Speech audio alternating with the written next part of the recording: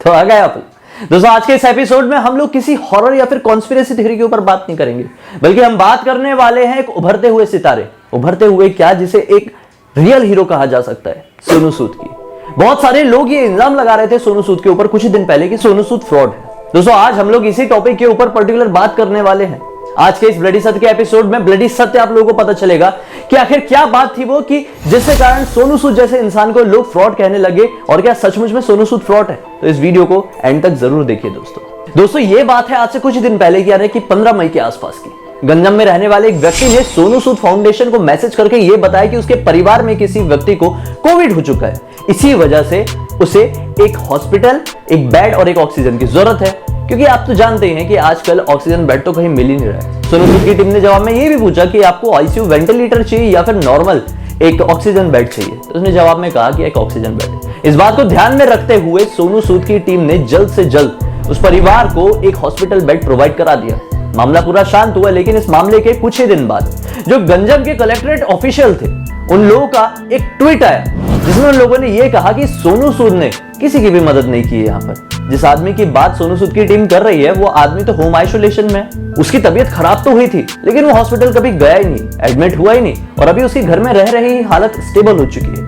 ये ट्वीट के बाद बहुत सारे लोगों के मन में अजीब अजीब तरह के शक पैदा होने लगे। वो लोग समझने लगे कि सोनू सूद फ्रॉड है और जो कुछ भी ये कर रहे हैं उसके पीछे कोई ना कोई कारण है। लेकिन सोनू सूद ने उसके बाद अपने ट्वीट के जरिए यह साबित कर दिया कि उनके जैसा रियल हीरो इंडिया में तो क्या पूरी दुनिया में एग्जिस्ट नहीं कर सकता।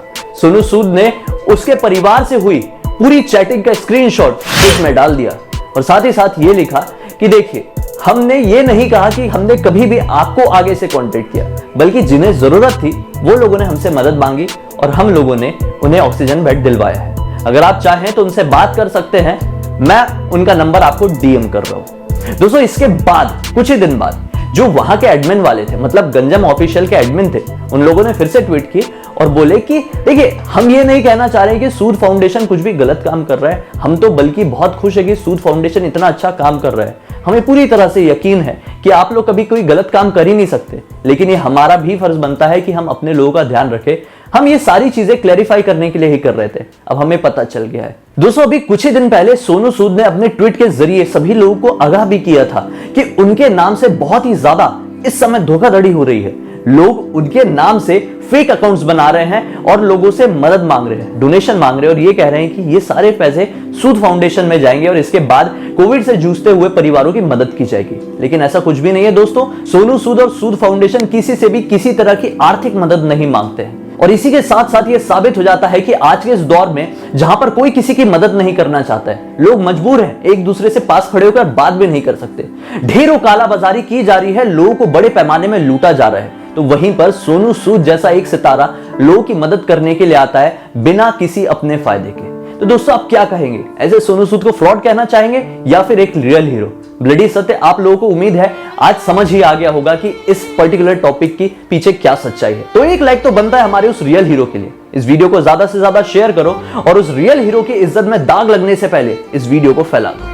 उम्मीद है आपको ये वीडियो जरूर अच्छा लगा होगा। अच्छा लगा है तो इस वीडियो को लाइक करके, चैनल को सब्सक्राइब करके, बेल आइकन दबा के ऑल के ऑप्शन में क्लिक करना, क्योंकि इसी तरह के अनोखे हैरान कर देने वाले वीडियोस मैं रेगुलरली लेके आते रहता हूं। इंस्टाग्राम की लिंक इस वीडियो के डिस्क्रिप्शन बॉक्स में क्लिक करके डायरेक्टली वहां पर पहुंच जाइए। दोस्तों हम कल फिर से मिलेंगे, तब तक के लिए बहुत बहुत धन्यवाद। आपका दिन शुभ हो।